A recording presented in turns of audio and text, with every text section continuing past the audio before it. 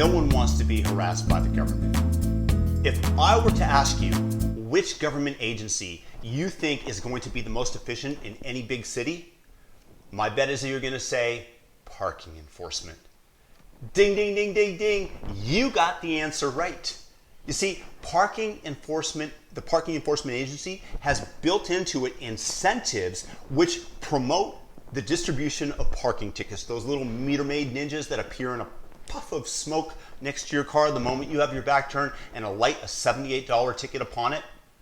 Let me add a little bit of insult to the injury. Some of these meter maids, they make in excess of 6 figures a year. How do you like them apples? Again, we're talking about the incentive. So let me tell you about a even more perverse government incentives related to the war on drugs. It's called civil asset forfeiture. What civil asset forfeiture is the ability for the government to take the government agency, whether it's the police, the prosecution, to take assets that they believe are related to the commission of a drug crime. Now, many people out there are saying, hey, that's not that big a deal. They go in out there, the drug dealers, and they made this money illicitly. What's the big deal? Society is then taking that back. It seems like a win. Wrong. Too simple a way to look at it. Let me give you a little bit of understanding. When the government takes your money, they do not need a guilty verdict from a jury. They only have to present or probable cause that you might have been involved in the drug trade. This, in my opinion, is a total miscarriage of justice and stripping of our constitutionally protected rights.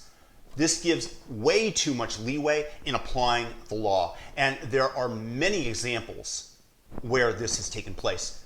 Example number 1, civil asset forfeiture gone awry. A Virginia church secretary was on his way with $28,000 in his car, got pulled over. The government ended up keeping 80% of the $28,000 because they assumed, because he was traveling with such a large amount of cash, that it must be involved in drugs. What it was meant for, it was earmarked for new land to build a church on.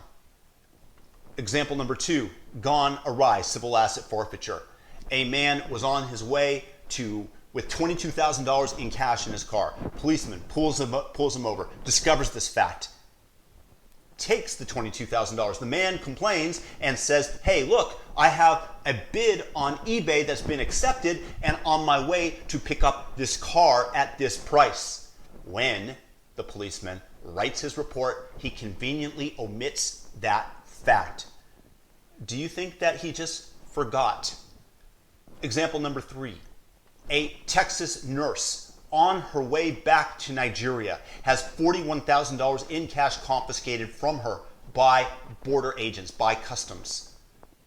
It took her, this money was earmarked to build a clinic back home, and it took her a large amount of time to deal with the bureaucracy, a large amount of cash just to get her original funds back. The moment you get bureaucracy involved, as you guys know, it's no fun, not easy to do anything about it. Now, these examples are merely a few lines on a much, much longer list.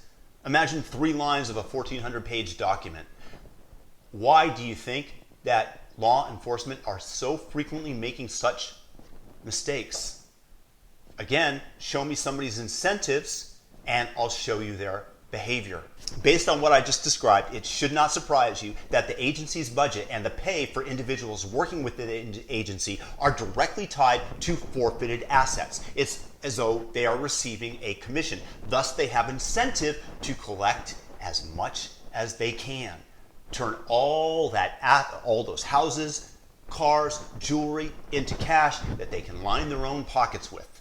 Incentive. The confiscated assets flow to the budgets of the agencies in question. For example, in Philadelphia, over a 10-year period, they collected $64 million. $25 million of that funded the salaries of public officials. You think they're going to let that go easy? In Hunt County, Texas, some law enforcement officials received $26,000 for their efforts in seizing assets related to the war on drugs.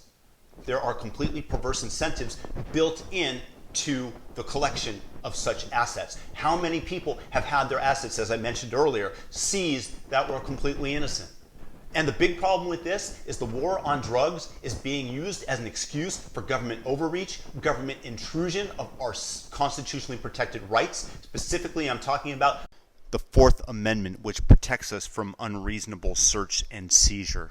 Government continues to expand their power at the expense of ordinary citizens. It puts citizens in contact with law enforcement in many negative ways. If you had a buddy if you knew somebody personally who had their assets, $10,000 in cash stolen when they were driving to give it to somebody else for something totally legitimate, and law enforcement used it as an excuse, you naturally are going to be very distrustful of law enforcement at the minimum. If we were to legalize drugs, we would then set upon a new path with law enforcement where trust would be regained. They would not have an excuse or an incentive to be corrupt. All the laws that gird us too tight affect our relationships with each other. They diminish trust in law enforcement. We would much rather have them investigating crimes that we care about, violent crimes, burglaries, murders, etc. Also, the number of these crimes would drop because you would not have a contraband substance that people are fighting over the profits over. Really, it's about getting our rights as citizens back, being free in America.